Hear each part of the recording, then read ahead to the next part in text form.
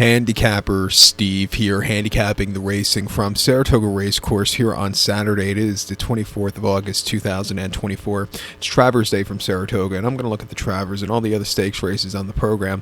But before I get on to that, remember to please follow me on Twitter at HorseRacingKid5 for more selections for race courses around the world, and I mean it around the world.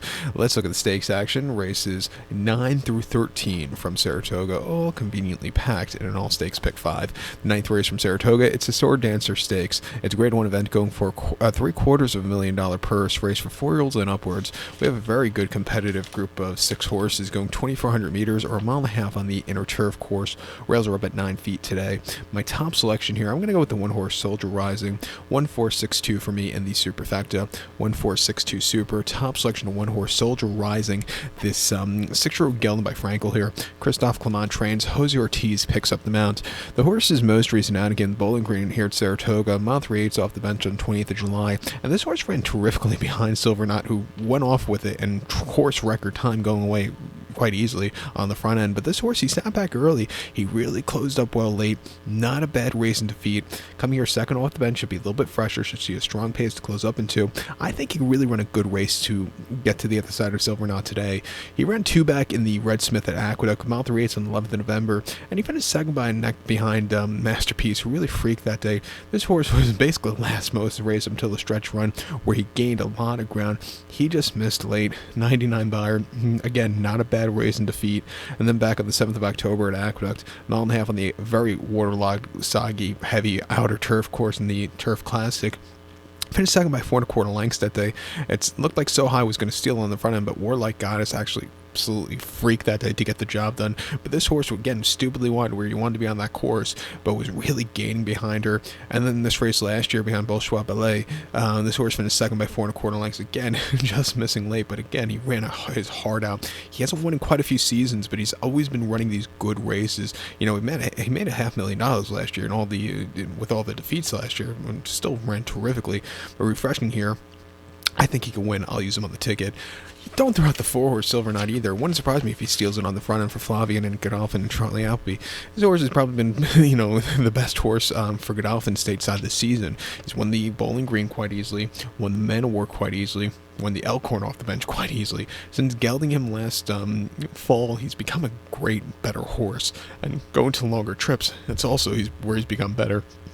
He off the bench, he placed in the Twilight Derby, finished a decent third in the Hollywood Derby, and then came back this spring to win the Elkhorn, like I said, Man of War, Bowling Green, quite easily, and with the Buyers, have been really quite nicely done. 106, 2 back with the Man of War, 103 in course record time for the Bowling Green.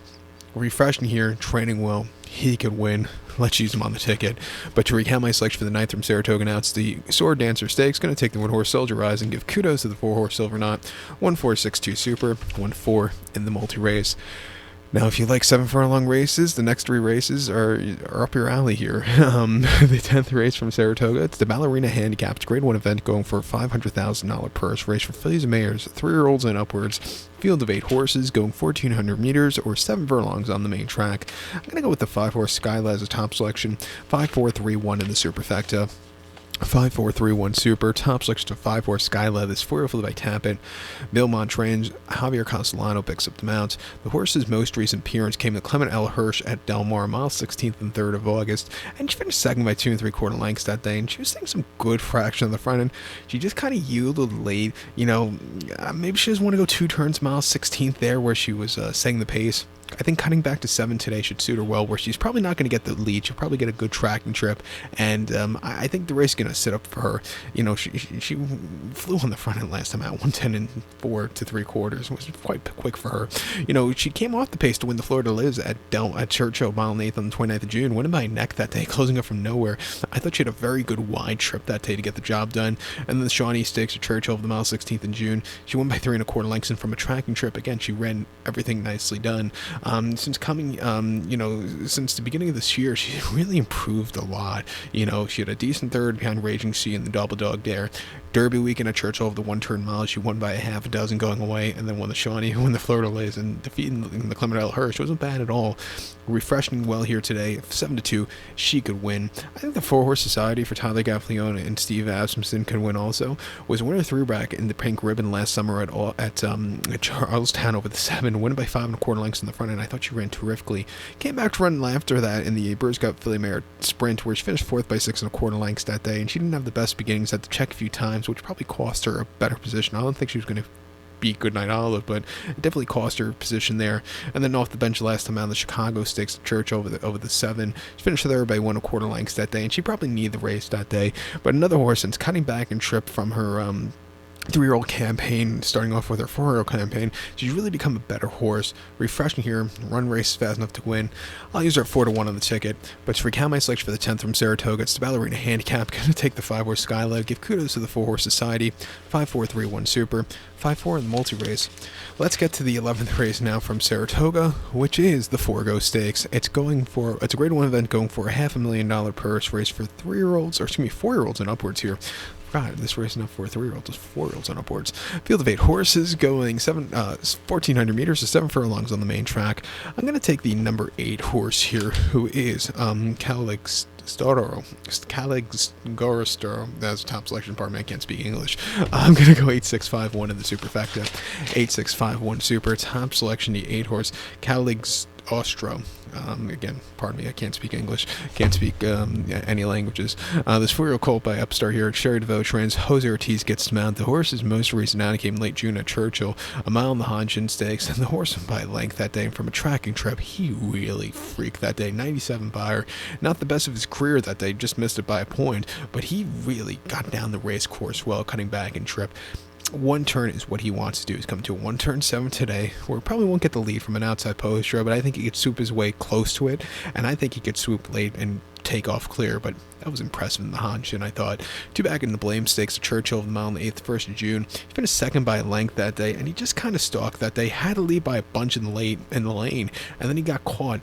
I just think the mile and 8th was just a little bit too long for him that day. And then at Keeneland going mile 16th in the allowance race for $88,000 off the bench. First time olders, he won by a neck that day. And dueling on the front end, he gamed it out to the wire where it looked like he was going to go down with a fight. But he fought back to get the job done. A very good run. His races last year, he was on the in the Midwest Derby scene, where he's running in the Indiana Smarty Jones Oklahoma Derby, where he just was running okay places that day. But like I said, I think he wants to cut back to 7. He's back at it again today, training well Keeneland. He can win on the ticket.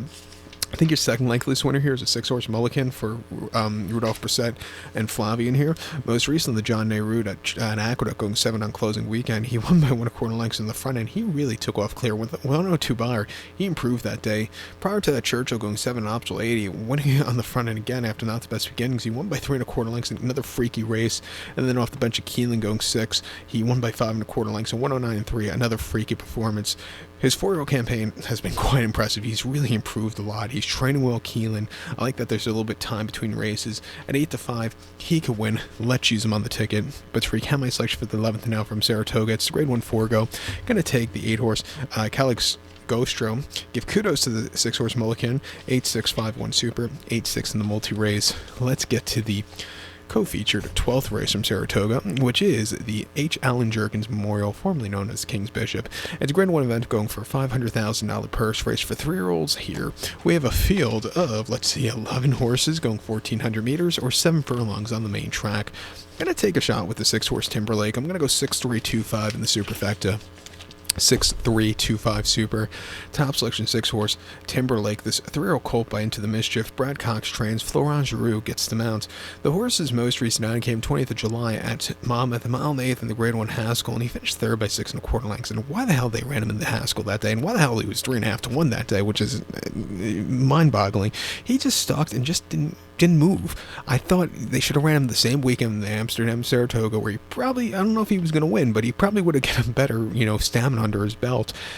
it was just a weird race for him to run off the bench. I think he wants to go 7 furlongs. He's finally back at it today. He's not going to get the lead, but going to see a strong pace to close up into, and I think he get the job better done here today than he would over a rounding trip. He ran in the Arkansas Derby 2 back over the mile and eighth on the 30th of March at Oaklawn, where he finished 4th by 6 1/4 lengths that day, and he was off and on the lead that day, dueling. He just kind of weakened out of it late. Muth caught him. Just Steele ran a terrific place, but this horse, like I said, I just don't think he wants to route. And the Rebel at Church at Oaklawn over the mile 16th in March, he won by 2 lengths.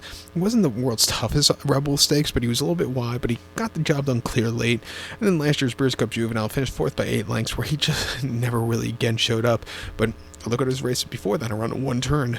Decent place in the Hopeful last year behind Nutello Fellow. And a very good victor in the Champagne on an absolutely sloppy going in Aqueduct, beating home your eventual Breeders' Cup Juvenile winner, Fierce News, who didn't show up that day. But this horse, he showed up, winning by nearly a half a dozen, stupidly wide, but still a very good run. Training nicely since the last race. Like I said, I think he's been crying out for a cutback and trip. He's going to get it today. I love him a lot in the spot. The 3-horse domestic product for Chad Brown and Flavian, I think, will win also. He really liked the cutback in the Dwyer. He only had 3 of the rivals that day, but he won by 7.5 lengths from a tracking trip. He flew on the front end, 109 3 3/4. That was a very good run with a 101 buyer. Prior to that first start back from the Derby and the Pegasus at Monmouth, he finished second by 6 3/4 lengths. Tuscan Sky took off clear. This horse might need the race, but he got around the race course well. But he's the kind of horse, cutting back and trip, he doesn't need a pace to close up into, because he didn't have any pace in the Tampa Derby, and he still winning by a neck, 51 3/4, 116 and 1 to 3/4, 51 to the half, excuse me. They were saying those fractions, and he closed up from nowhere to get the job done. I thought that was a very good race for him that day. Since the last run, he's training quite nicely. 9-2. I know it's not the best price in the world, but he could definitely win. Let's use him on the ticket. But to recount my selection for the 12th now from Saratoga, it's the H. Allen Jerkens Memorial. Going to take the 6-horse here, Timberlake. Give kudos to the 3-horse domestic product. 6-3-2-5 Super, 6-3 in the multi-race. Let's get to as my cat is right here underneath my desk. I don't like it here. Come on, God. You gotta move. He's right underneath my chair, which I don't like, but he has to move. But off subject. Did I repeat my selection? 6-3-2-5 in the Super, 6-3 in the multi-race. Now let's get to the 13th race from Saratoga, which is a very good one here. It is the feature 13th race from Saratoga. It is the Grade 1 Travers Stakes, going for a purse of $1.25 million. Race for 3-year-olds here. We have a field of 8 horses going the classic trip of ground at 2,000 meters or a mile and a quarter on the main track. My top selection, I'm going to take the shot with the 3-horse Unmatched Wisdom. I'm going to go 3-8-1-2 in the superfecta. 3-8-1-2 Super. Top selection of the 3-horse Unmatched Wisdom. This 3-year-old colt by Cairo Prince. Chad Brown trains. Ira Ortiz Jr. gets the mount.